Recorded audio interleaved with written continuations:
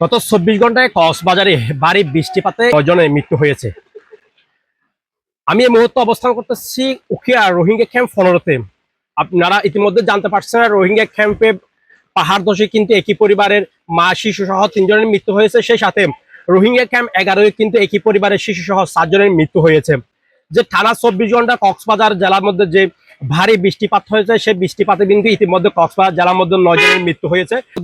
Camp 15-তে হচ্ছে আপনার একই পরিবারের মা শিশু সহ 3 জন এবং ক্যাম্প 11-তে একই পরিবারের শিশু সহ 7 জনের মৃত্যু হয়েছে এবং ক্যাম্প 5-এর মধ্যে একজনের মৃত্যু হয়েছে বলে আমরা জানতে পারছি। সেই সাথে যে এখনো পর্যন্ত রোহিঙ্গা ক্যাম্পে যারা কিন্তু ঝুঁকিপূর্ণ এলাকায় আছে তাদেরকে ঝুঁকিপূর্ণ এলাকা ত্যাগ করে নিরাপদ স্থানে চলে যাওয়ার জন্য কিন্তু বারবার মাইকিং করা হচ্ছে। কক্সবাজার যেই গত 24 ঘন্টা যে ভারী বৃষ্টিপাত হয়েছিল সেই ভারী বৃষ্টিপাতের কারণে কিন্তু পাহাড় ধস হয়েছে। সেই পাহাড় ধসে কিন্তু এই 9 জনের মৃত্যু হয়েছে বলে আমরা ইতিমধ্যে জানতে পারছি।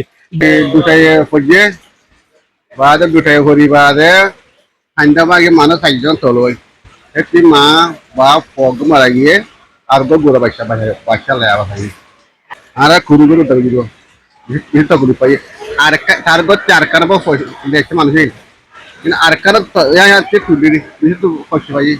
একেবারে সর্বশেষ অবস্থা যদি বলা রাখি এখনো পর্যন্ত কক্সবাজারে থেমে থেমে ভারী বৃষ্টিপাত হচ্ছে, যার কারণে কিন্তু আরো পাহাড় ধসের আশঙ্কা রয়েছে।